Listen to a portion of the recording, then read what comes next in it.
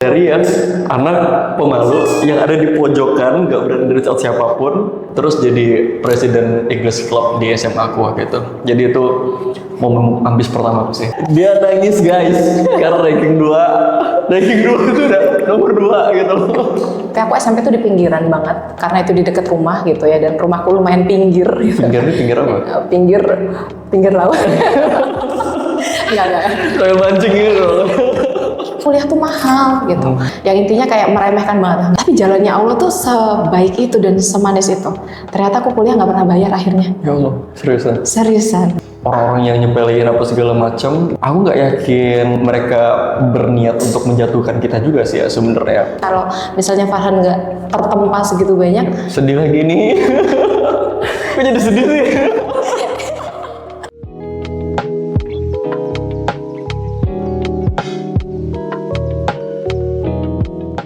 hai, selamat datang kembali di Kenal Digital. Hari ini apa kabar? Dan semoga teman-teman semuanya dalam kondisi yang baik.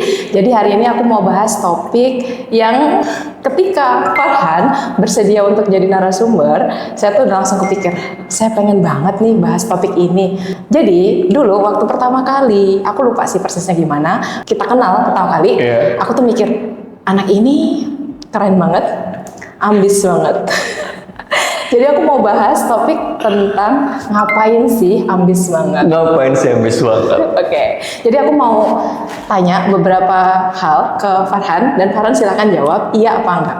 Farhan lulusan ilmu komputer IPB. Iya betul, tapi sebelumnya aku pengen thank you dulu nih Kak Im.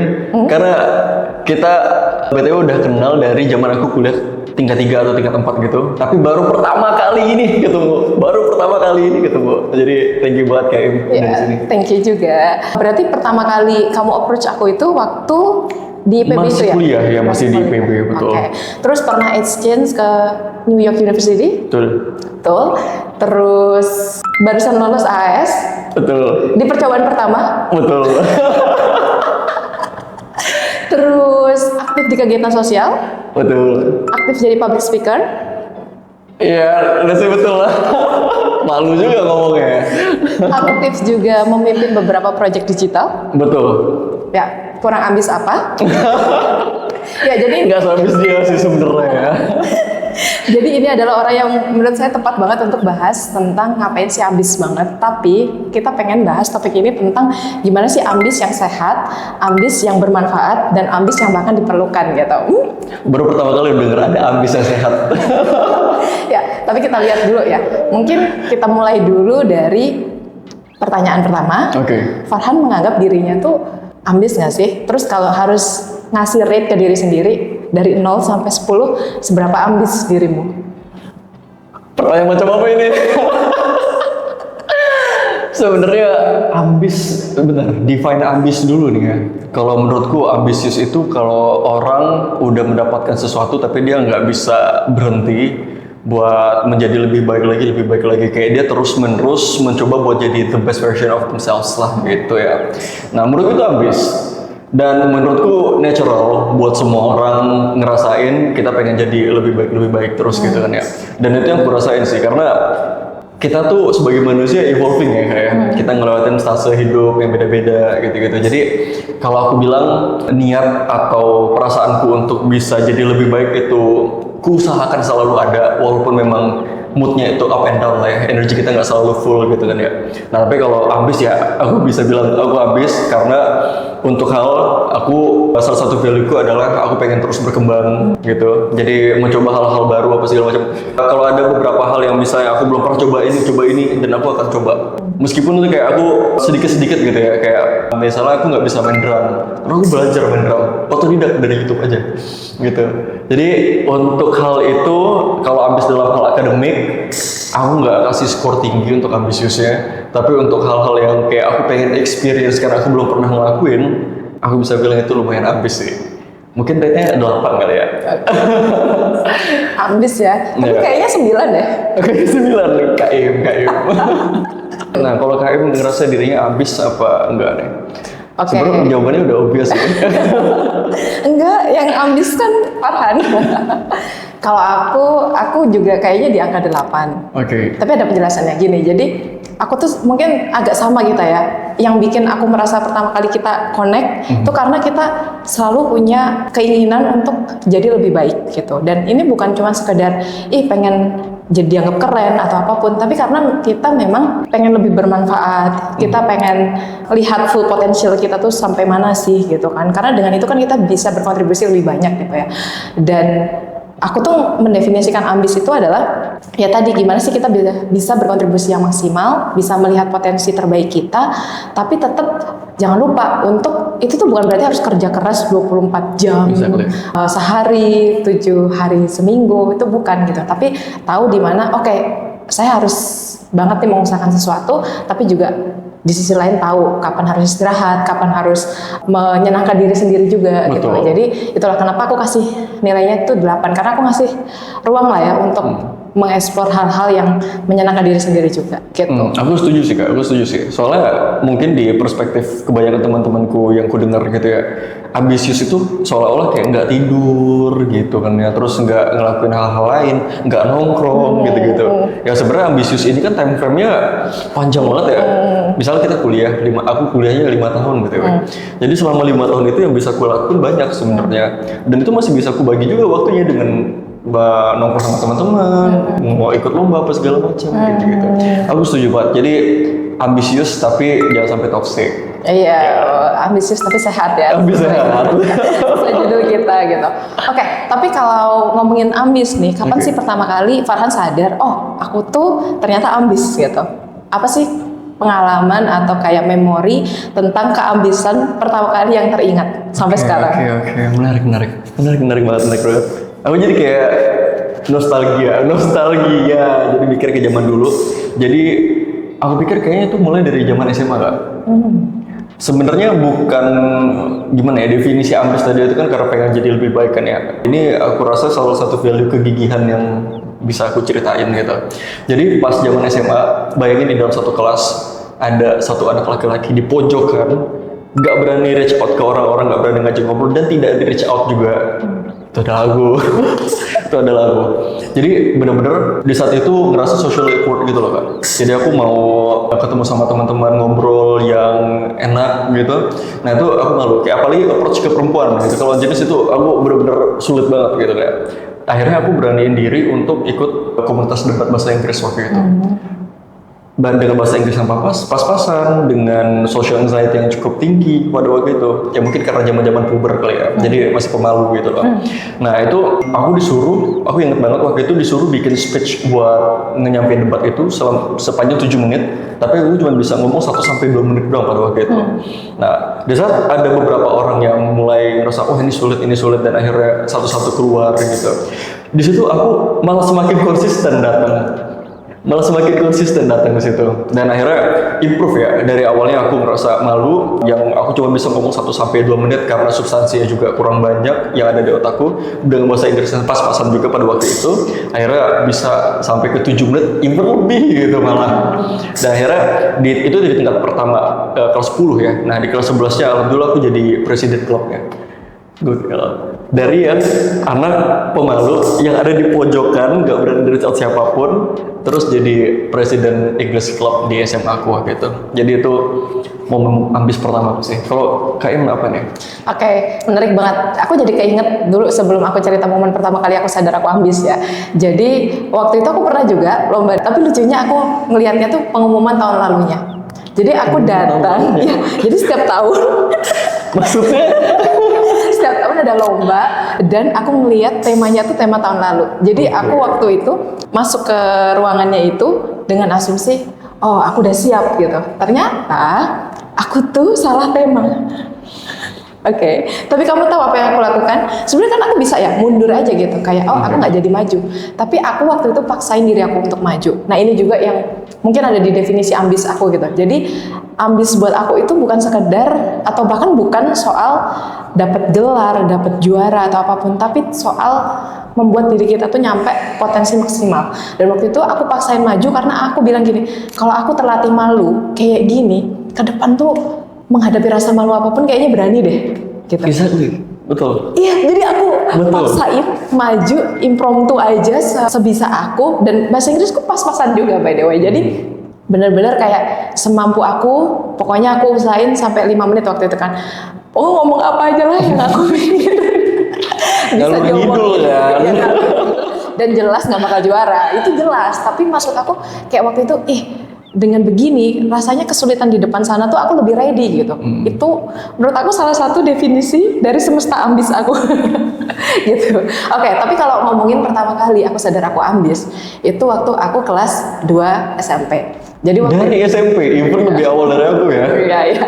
Kalian tahu guys siapa yang lebih ambis? Ya, jadi 2 SMP itu, aku tuh kelas 1 itu aku ranking 2 paralel. Jadi 1 SMP itu aku ranking 2-nya.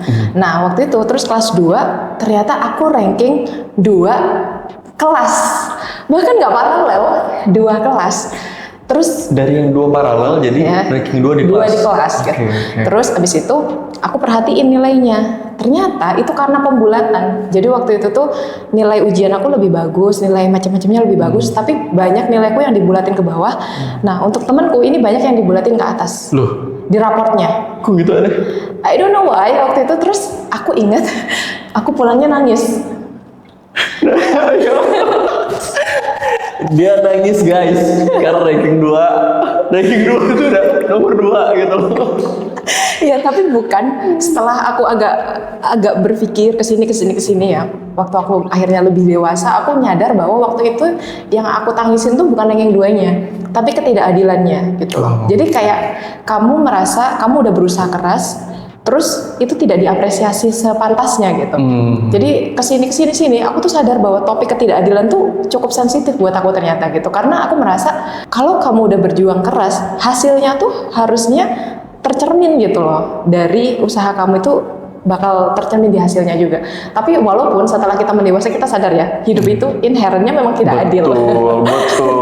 Jadi buat aku yang masa kecil itu sangat susah untuk menerima aku diperlakukan tidak adil gitu. Oke. Tapi kalau aku yang sekarang sih udah ngerti, oh ya emang kayak gitu sih. Kadang kita udah memang tidak adil ya ternyata. kita udah berusaha banget pun bisa kalah. Kita udah berusaha banget juga bisa tiba-tiba ketikung. Gitu. Betul. Karena banyak variabelnya kan. Banyak variabelnya, benar. Jadi ya tapi itu mendewasakan banget sih. Aku bersyukur malah aku kecil ngalamin kayak gitu. Jadi aku kayak lebih ready gitu. Ketika ngadepin lomba-lomba, aku tahu bahwa wah ada banyak faktor yang dipertimbangkan gitu kan. Itu sih. Wow, ready dari zaman SMP berarti ya. Iya, Wah, gitu. gokil banget. Ambis banget. Ambis banget. Udah pulang deh kayaknya.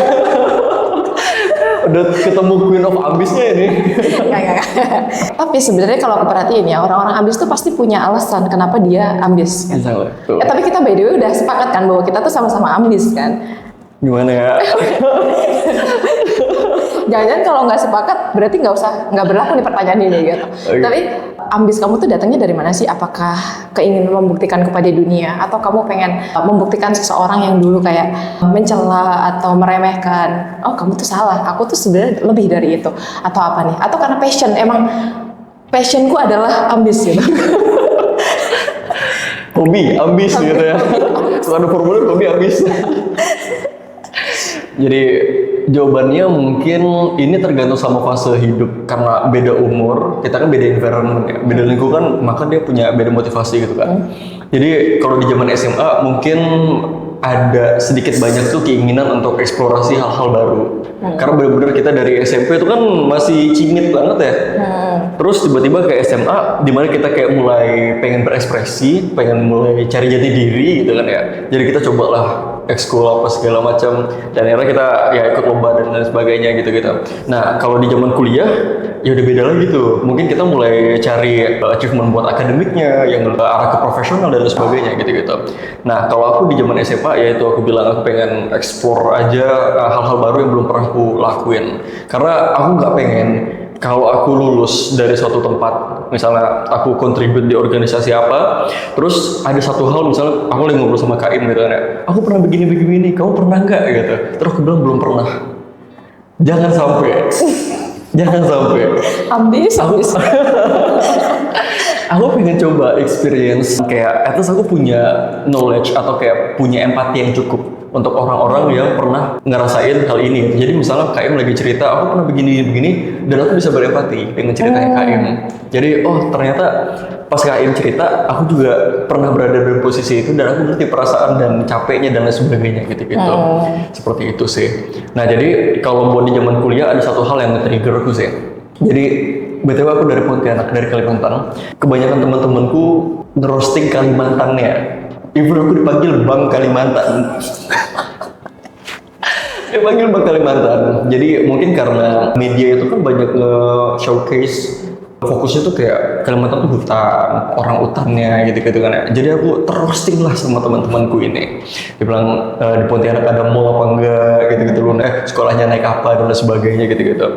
Nah sebenarnya aku tahu itu bercanda. Cuman itu jadi salah satu pemicu aku untuk berkembang buat menunjukkan bahwa sebenarnya kualitas antara yang ada di Kalimantan, ya maksudnya aku yang datang dari Kalimantan dengan orang-orang yang ada di Jabodetabek, karena mungkin ketimpangan kualitas edukasi dan sebagainya dan akses dan opportunity itu beda, itu sangat mempengaruhi kualitas seseorang gitu kan menurutku.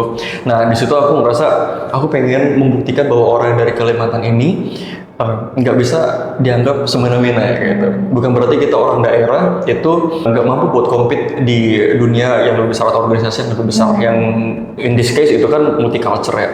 Aku kuliahnya di IPB dan dari seluruh Indonesia kumpul di situ gitu.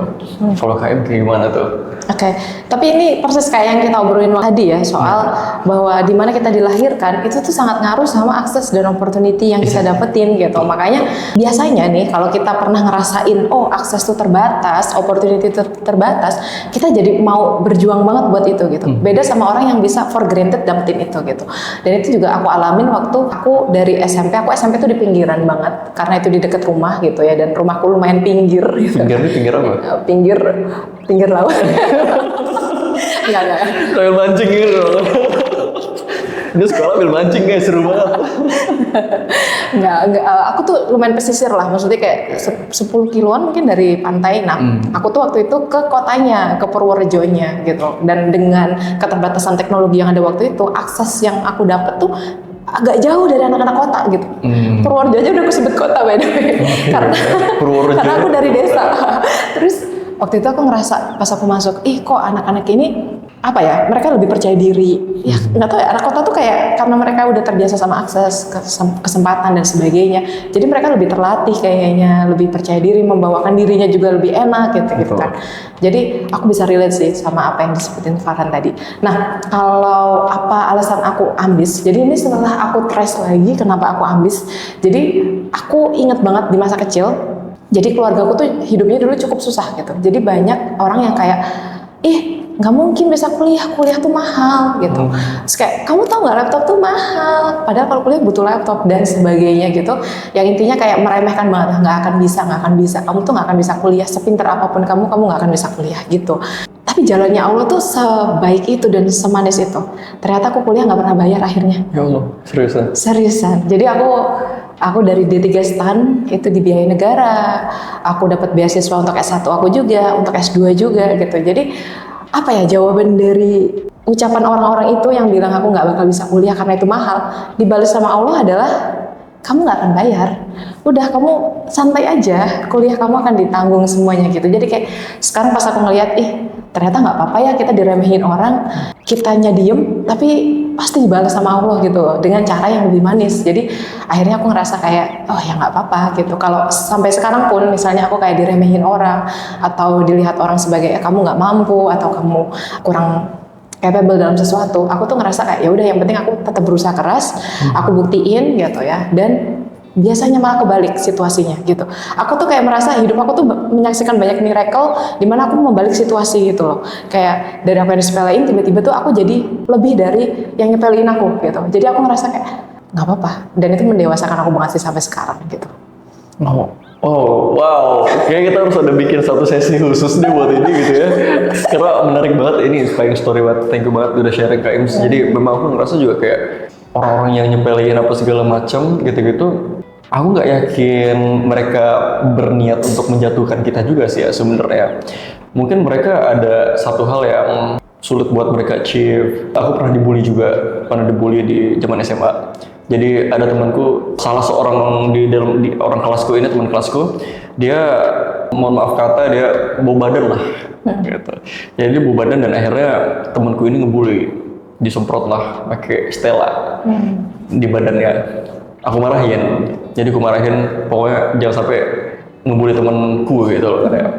Nah terus abis itu muka aku yang disemprot sama dia, disemprot pakai Stella.